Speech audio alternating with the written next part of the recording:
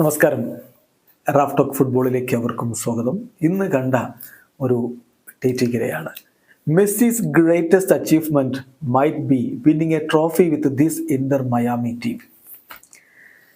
ഇത് മെസ്സിയുടെ നേട്ടങ്ങളെ കുറിച്ച് കാണുന്നതല്ല, അദ്ദേഹത്തിന്റെ വേൾഡ് കപ്പും ബാലൺ ഡിയോറും എല്ലാ നേട്ടങ്ങളും ഒരു ഭാഗത്ത് വെച്ചാലും ഇന്റർ മയാമിക്കൊപ്പം ഒരു കിരീടം ചൂടി, അതാണ് മെസ്സിയുടെ ഏറ്റവും വലിയ നേട്ടം എന്ന് പറയാൻ കാരണം ഇന്റർ മയാമിയുടെ അവസ്ഥ അതാണ്. ആ ടീമിനെ വെച്ച് പോലും മെസ്സിക്ക് ഒരു കിരീടം നേടാൻ കഴിഞ്ഞു. അത് വളരെ പ്രധാനപ്പെട്ട കാര്യമാണ്.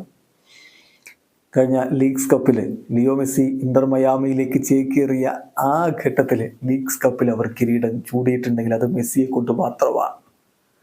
തകർന്ന തരിപ്പണമായി നിന്ന ടീമിനെയാണ് അദ്ദേഹം കിരീടത്തിലേക്ക് കൊണ്ടുപോയത്. അത് സമ്മതിച്ച് പറ്റൂ. മയാമിയുടെ ചരിത്രത്തിൽ ഒറ്റ കിരീടമേ ഉള്ളൂ, അത് ലിയോ മെസ്സി എത്തി അവർക്ക് നേടിക്കൊടുത്തതാണ്. ഇപ്പോൾ ഈ സീസണിൽ വലിയ സ്വപ്നങ്ങളൊക്കെ ഇന്റർ മയാമി കാണുന്നുണ്ടെങ്കിലും ഈ ടീം വെച്ച് അതിന് കഴിയുമോ എന്നുള്ളൊരു വലിയ ചോദ്യമുണ്ട്. ഈ ടീമിന് തീർച്ചയായിട്ടും മികച്ചൊരു ഡിഫൻസ് ഇല്ല, അത് പകൽ പോലെ വ്യക്തമാണ്. മധ്യനിരയിലും പ്രശ്നങ്ങളുണ്ട്. മുന്നേറ്റത്തിൽ ലൂയിസ് സുവാരസിനെ മാത്രം ആശ്രയിച്ച് അവർക്ക് പോകാൻ കഴിയുമോ എന്നൊരു ചോദ്യമുണ്ട്. മികച്ചൊരു സ്ട്രൈക്കർ ആവശ്യമാണ്.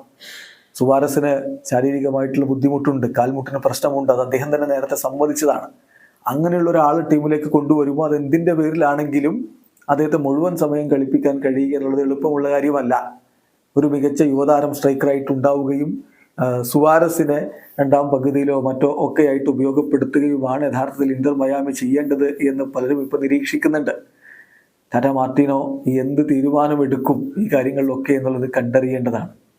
Messi, Busquets, Jordi Alba, Suarez എന്നൊക്കെ പറയുമ്പോൾ പ്രൈം ടൈമിൽ സൂപ്പർ പ്ലെയേഴ്സാണ്. പക്ഷേ ഈ പ്രായത്തിൽ അവർക്ക് ബുദ്ധിമുട്ടുണ്ട് എന്നുള്ളത് വ്യക്തമാണ്.